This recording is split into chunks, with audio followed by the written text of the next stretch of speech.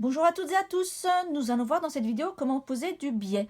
Alors nous allons voir la pose simple, c'est-à-dire sur un bord droit de tissu. Nous verrons dans d'autres vidéos comment gérer les angles. La première question à se poser, c'est dans quel sens je vais poser le biais. C'est-à-dire, est-ce que je commence par le poser sur l'endroit du tissu et je le retourne sur l'envers ou inversement?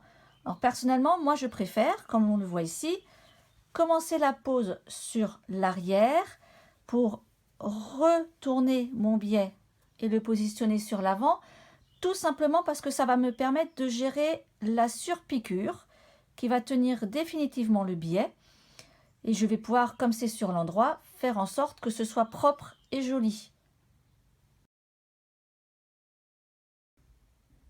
Je vais commencer la pose de mon biais donc sur l'envers du tissu.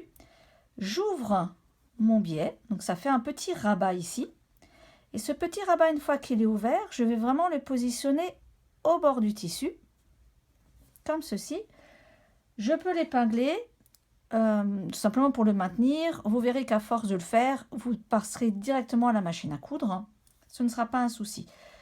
Alors, je l'épingle juste au début pour garder ce rabat ouvert. Et avec la machine, je vais venir coudre vraiment dans le creux. Vous placez votre tissu avec votre biais qui a le côté rabat ouvert sous l'aiguille de votre machine à coudre. Vous baissez votre pied.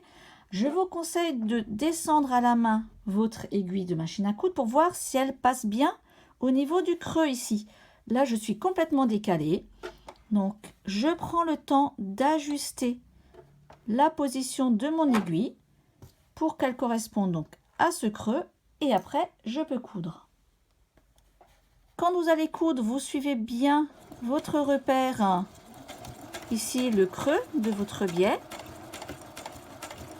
et vous cousez comme ça tranquillement. La couture dans ce premier creux de pli est faite. Vous allez pouvoir enlever les épingles et on va maintenant replier le biais pour le passer sur l'endroit.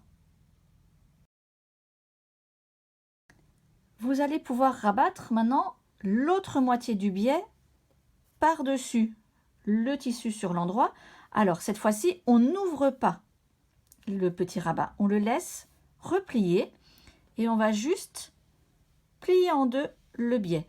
En fait, votre biais, il faut qu'il recouvre la couture que nous avons fait sur l'envers et qu'il la recouvre tout juste. Attention à ne pas trop tirer sur le biais pour ne pas se retrouver avec une grande partie de biais sur l'endroit et quasiment rien sur l'envers. Donc c'est vraiment plié en deux de façon très naturelle.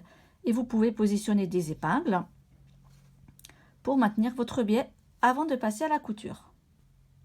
Comment vérifier si votre biais est bien placé? J'ai placé mes épingles ici pour maintenir donc ma partie que je rabats sur l'endroit du tissu. Je positionne mon épingle à 2-3 mm du bord, là où je vais coudre plus tard.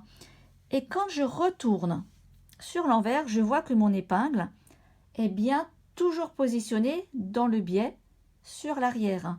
Donc tout devrait bien aller. Alors pourquoi je précise ça? Je vous montre ici, j'ai fait exprès de trop tirer sur le biais. Donc il va être plus long sur l'avant. Je place mon épingle et regardez ce que ça donne sur l'envers du tissu. Mon épingle ici, elle n'est plus dans le biais.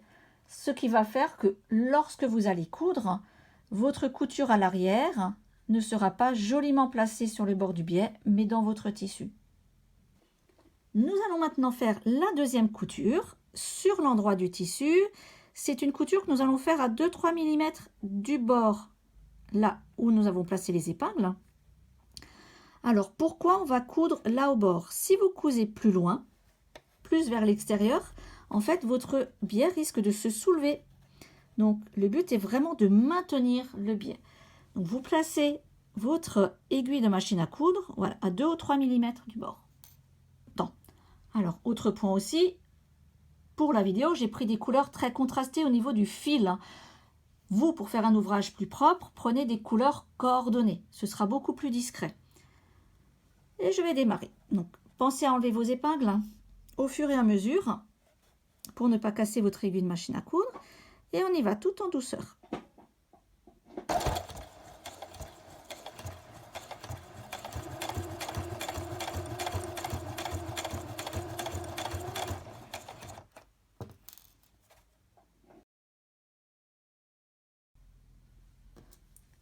Et voilà le travail terminé. La surpiqûre sur l'endroit est régulière. Donc c'est ça le plus important puisque visuellement, c'est l'endroit que nous allons voir.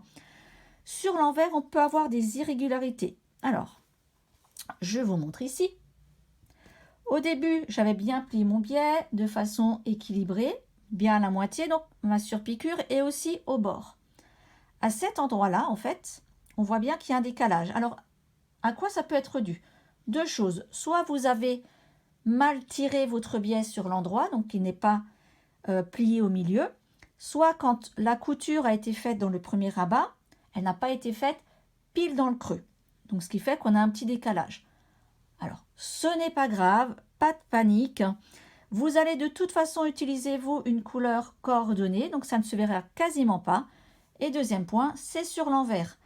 Donc, si vous trouvez que c'est acceptable pour votre ouvrage, laissez-le comme ça.